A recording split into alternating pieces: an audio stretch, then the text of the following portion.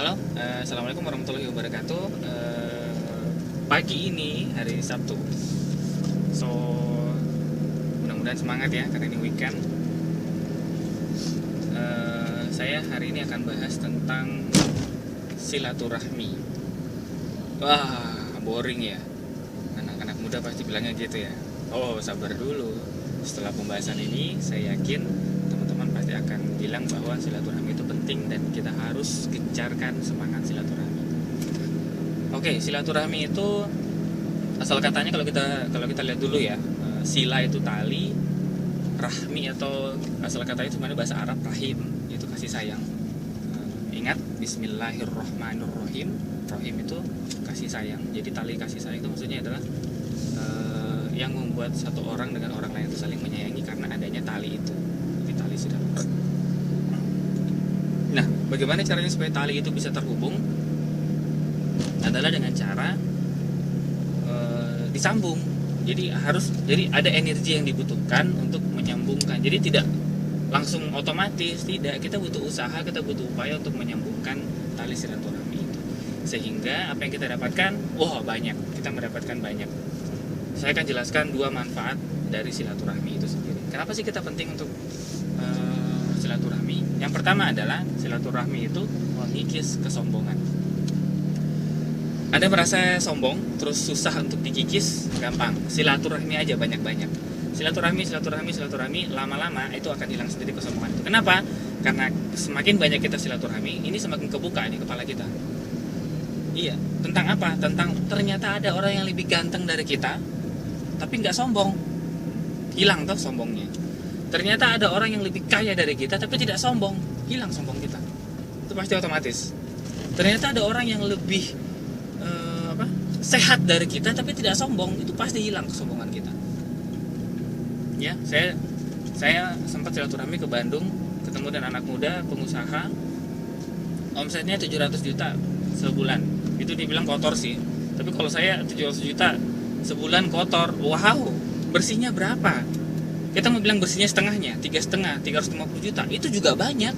Kenapa? Karena itu passive income, luar biasa, passive income. Dia nggak tidur, dia nggak kerja, mau dia tidur, mau dia main game, mau main-main aja, tetap masuk ke rekeningnya. Itu namanya passive income. Jadi anak umur 27 tahun punya passive income segitu, luar biasa. Dan itu betul-betul mengikis kesombongan saya. Makin saya berusaha lagi, lebih semangat lagi. Kenapa? Karena saya bilang dia lebih muda setahun dari saya, penghasilannya luar biasa, berkali-kali lipat dari saya. Saya harus lebih semangat lagi. Jadi mengikis kesombongan. Jadi perbanyak silaturahmi, pilih orang-orang yang memang yang tepat untuk kita silaturahmi. Supaya apa? Supaya betul-betul tepat juga ketika kita ingin mengikis sombong-sombong kita. Itu yang pertama, silaturahmi itu mengikis kesombongan. Nah, yang kedua, silaturahmi itu apa? Yang kedua adalah silaturahmi itu ternyata bisa membuat kita panjang umur. Ya, silaturahmi itu ternyata membuat kita bisa panjang umur. Loh, kok bisa? Bingung. Yang umurnya harusnya berhenti di 20 tahun tiba-tiba bisa jadi 30 tahun. Bisa jadi. Yang tadinya umurnya mungkin Allah sudah setting sampai 30 tahun, ternyata ditambahkan jadi 35 tahun. Bisa jadi. Tapi kalau saya sendiri, saya melihat hadis itu, silaturahmi itu memperpanjang usia. Saya melihat dari sisi yang berbeda. Saya coba jelaskan ke teman-teman, mudah-mudahan teman-teman memahaminya dengan cara yang sama dengan saya. Karena saya sudah mempraktekkan dan ternyata hasilnya adalah umur saya lebih panjang.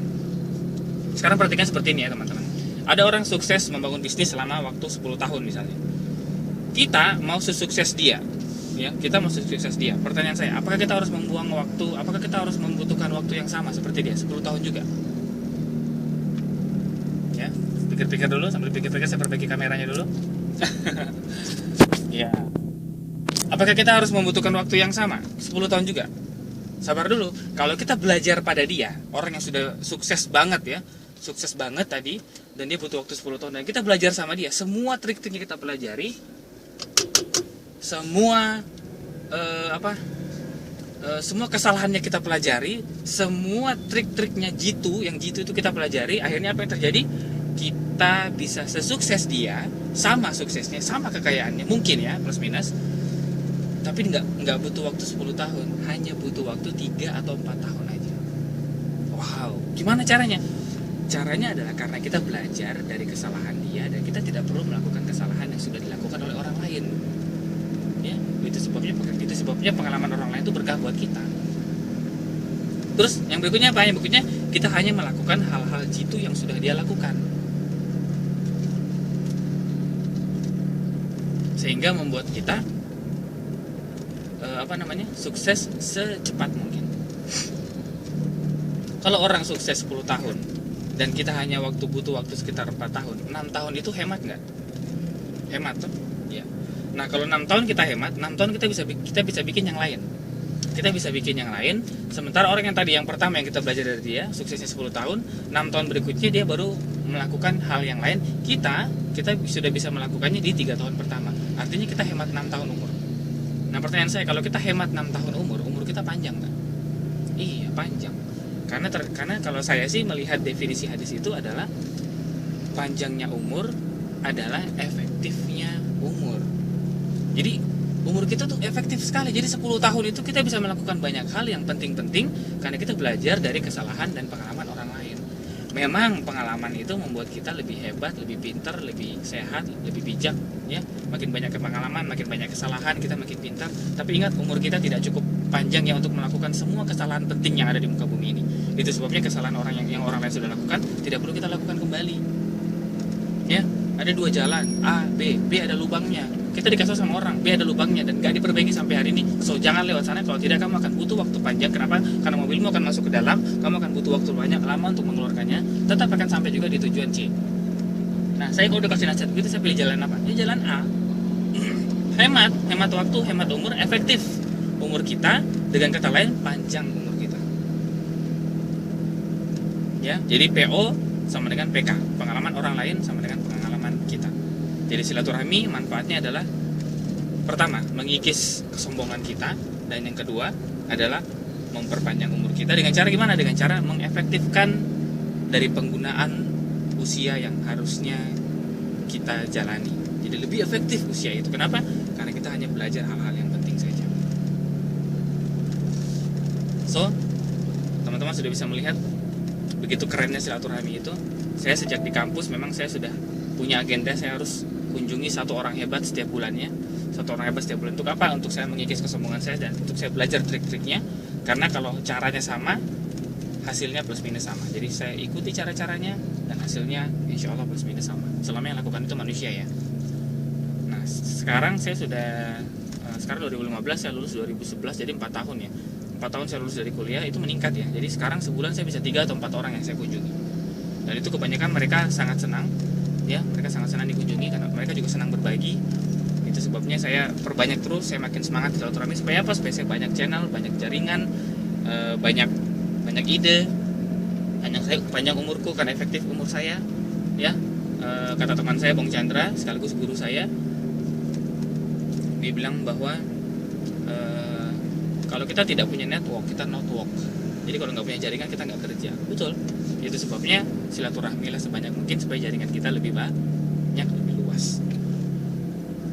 Itu saja mungkin dari saya, mudah-mudahan bermanfaat ya video singkat kita tentang silaturahim. Jadi teman-teman jangan malas untuk silaturahim, luangkan waktu teman-teman untuk silaturahim. Itu di handphone kita kan banyak nomor kontak tuh. Ya, saya kalau tiba-tiba dapat SMS gratis, ya saya gunakan tuh buat SMS teman-teman yang jarang kita sapa. Itu fungsi dari silaturahmi. Jadi mereka pun senang, dia diingat. Kalau saya dapat bonus telepon, saya biasa cari tuh nomor-nomor handphone di handphone saya yang orang-orang yang jarang saya kabari, orang yang jarang saya hubungi. Saya telepon mereka kembali hanya sekedar menanyakan kabar. Dan mereka sangat-sangat senang. Kenapa? Karena mereka bilang, wah saya diingat. Ya, jadi someday somehow orang-orang itu akan menolong kita nantinya. Tidak ada orang besar yang dulunya itu orang kecil yang dibantu.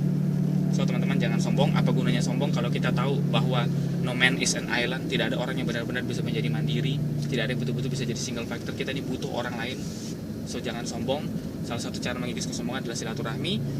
Dan sekaligus kita bisa memperpanjang umur dengan cara mengefektifkan penggunaan umur kita. Sekian dari saya Muhammad Baudin Amin.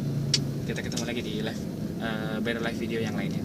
Assalamualaikum warahmatullahi wabarakatuh.